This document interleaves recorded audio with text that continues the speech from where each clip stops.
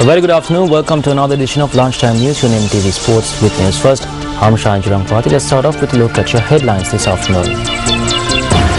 Investigations into a ship which fled while anchored off Galle under a court order.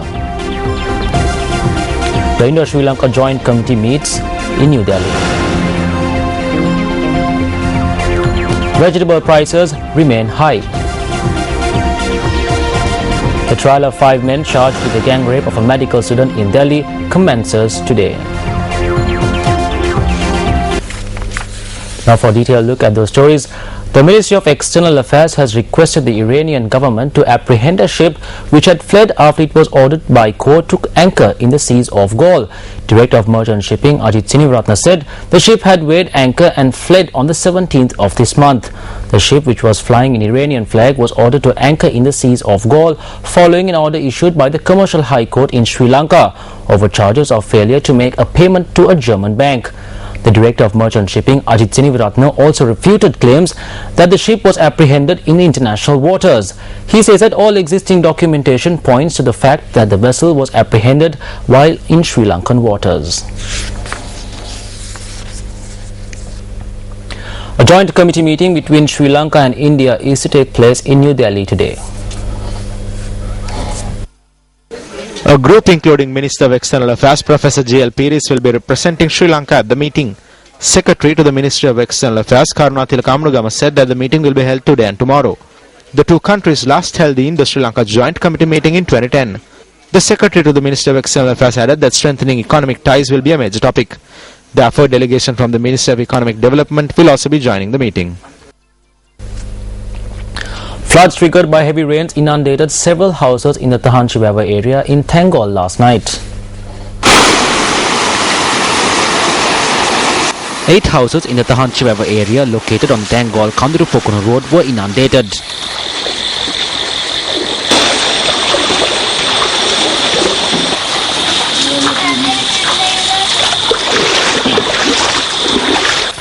Our correspondent says that houses were inundated for around 3 hours.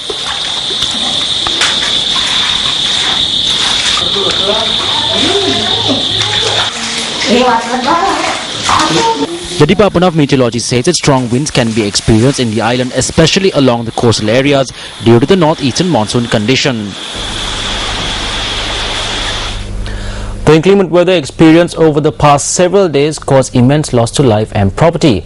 The true cost of the damage caused to paddy crops is immeasurable. This is the Patolokotua reservoir, which is located in Darshanapura in the Vedikachya division of the Polonnaruwa district.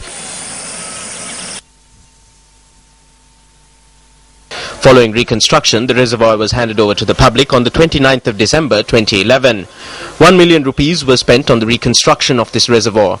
However, heavy rainfall experienced in the recent past has destroyed the bund of the Patolokotua reservoir.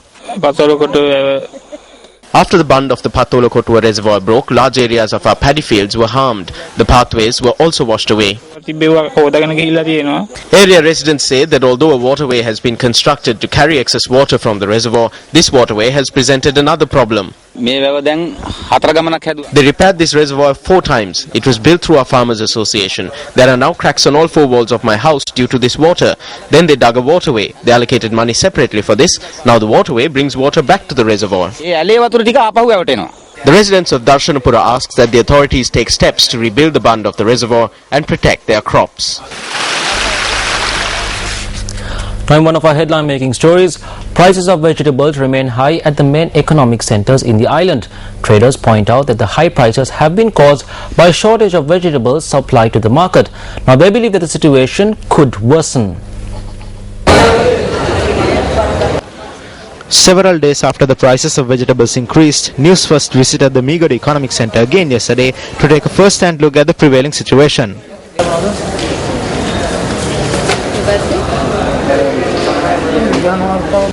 These were some of the prices that traders had displayed.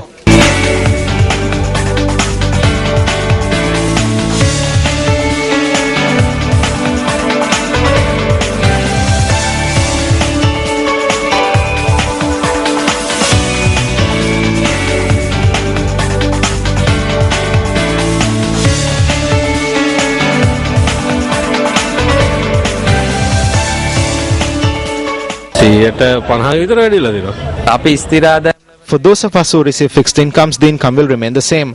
When prices increase, we have to reduce our consumption. This is what has happened.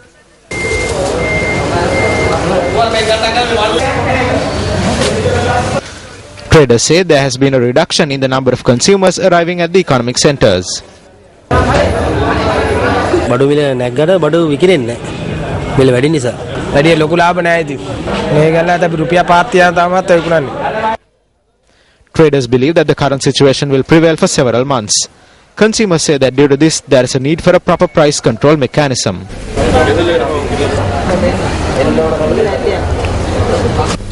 Meanwhile, news first visited the home of Sri Lankan domestic worker Rizana Nafiq, who was executed in Saudi Arabia recently. The majority of the population residing in Muttur are low-income families. This was one of the reasons for Rizana to leave the country and seek employment overseas in order to give her family a better life. However, Rizana's life took an unexpected turn in 2005.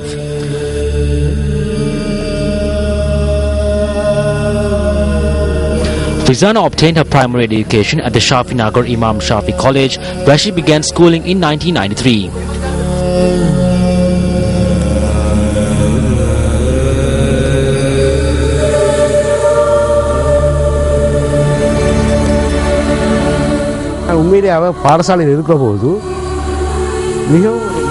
She was innocent in school. She was also the class monitor, a school prefect and a very active student. She was a good child who loved children, teachers and elders. I am disappointed that such a thing had happened to her.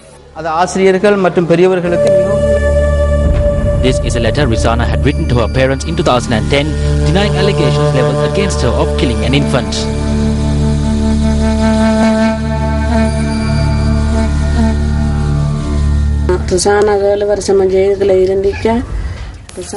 She was imprisoned for 7 years. My child is not a murderer. Although the mother of the infant in Saudi Arabia does not forgive her, I will. Rizana's family and a number of other families in Muttur are now receiving funds and assistance after her death.